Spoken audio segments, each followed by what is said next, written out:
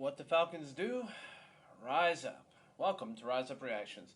Sure, we talk all things Falcons, NFL, Georgia sports, and in general the sports news of the day. I'm your host, Dr. Lee Denning, lifelong sports fan and apparently a freaking glutton for punishment. So,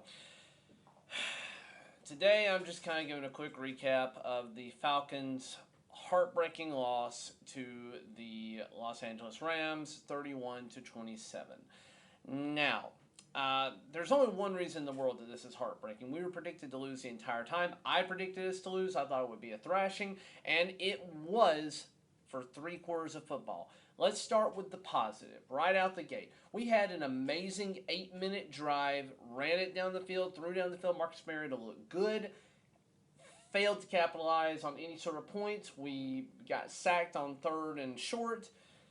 Ended up kicking a 44-yard field goal, and remarkably, Younghoe Koo missed it.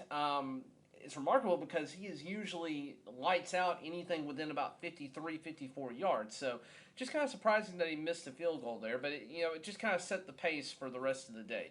And then basically more or less, Matthew Stafford put on a clinic from there on out, along with Darrell Henderson, Cam Akers. Cooper Kupp had 11 receptions for 108 yards, 2 touchdowns. So again, the defense looked like Swiss cheese for the most part. Though we did manage to get just a couple of interceptions off of Stafford, so he did manage to throw a couple our way. Mikal Walker got one, and then so did Casey Hayward. Casey Hayward being an addition to our team this year from the Pittsburgh Steelers. Pro Bowl caliber corner, so nice to see him contributing. And all together, it really put us back into the game. We only scored 3 points in the first half. We managed to get a touchdown when it looked like there was almost nothing going for us. It was 28-3 the wrong way for us. And then we mounted a comeback. And then we found a way to get turnovers. And then we found a way to get the ball into the end zone off of a muff punt. And then we get the ball back with 2 minutes left, and we drive it down the field, and it's 31-25 at that point. And we can see the end zone. And Marcus Mariota, who's been pretty good overall, he had only thrown 1 interception. It was pretty bad earlier. Throws a rocket of a pass right down the middle. And unfortunately, it was about 3 inches higher than it probably needed to be. And because of that, Jalen Ramsey, in addition to our receiver, got his hands on the ball and came away with it. And that was more or less the game. We did manage to get a safety and got the ball back with 12 seconds left, but too little too late. There was no hope at that point. From the second Jalen Ramsey got that interception, it was over. I'm just convinced that the Falcons are cursed. We're probably not going to get by this at any point in the near future. Again, just looking at positives, we did manage to get at least 1 sack on Stafford, though he did have a lot of time to throw for most of the day. That sack came from Ogundeji, our starting outside linebacker. So, fine. It is what it is. Epikady got a couple of tackles in there. A.J. Terrell led us with tackles and assisted tackles. But, again, defense still not quite what it needs to be. They put on a clinic after it was 28 points against us. And I would argue that the Rams did exactly what the Falcons did the week before. They went to a much more conservative playbook. And had they just continued to keep their foot on our throat throughout the course of the game, we would have been in trouble. This could have easily gotten out of hand to the 40 to almost nothing if they had just kept putting on a clinic like they had before. Our defense did step up in that regard and played their conservative ball calling with good, solid defense overall. But again, it was almost too little too late. If we had been able to keep this game close, who knows? But yeah, this is a tough one. It was not looking like it was going to be a tough loss. It was looking like it was going to be a very much expected outcome.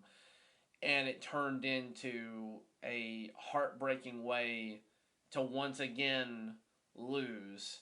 Now, we would have had to have come back from basically nothing to do it. But I feel like with great certainty, had we won this game, the curse of 28-3 would have finally been over.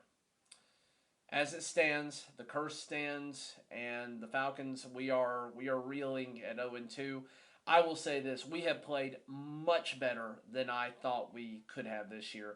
And looking at what happened with Matthew Stafford and the Jags, we got rid of him at a good time. He's not playing well there. I've been a Matt Ryan defender for a long period of time. I am no longer defending him. He played piss poor against them.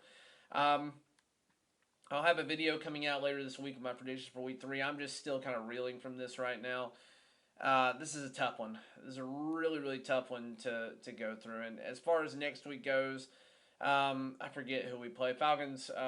We go to the Seahawks next week. So Seahawks have been playing a little bit better than I think people would have expected as well. That they did lose yesterday in pretty convincing fashion. The way we're playing right now, we certainly could beat them. But we do have to go to the Seahawks, and that's going to be an incredibly difficult environment to be in at a 4 o'clock game. So, good luck to the Falcons this coming week. I think it's a game that we could sneak away with a win. I don't know if we necessarily need to. If we go 0-5 or 0-6, then I think we need to be really thinking about our future here because we're not going to have much to play for if we get to that point. Again, I'm a little sour today. That was a tough one to be following and to lose on yesterday. Not because we played well the entire game, but because we almost mounted the comeback. We almost broke the curse, and it sucked for that reason. But otherwise, thanks for watching, guys. Let me know what you think about this game down in the comments below. Were the Falcons ever even in contention for you guys? What do you think we could be doing better as a team? Would love to hear about it down below. I have my thoughts. Please let me know yours. It helps kind of promote the video if you comment. Please consider liking it down below. Hit that thumbs up button.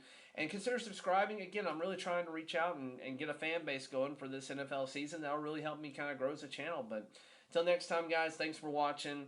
Y'all are always a good part of my day. Thanks for giving me the opportunity to make these videos. And until next time, rise up.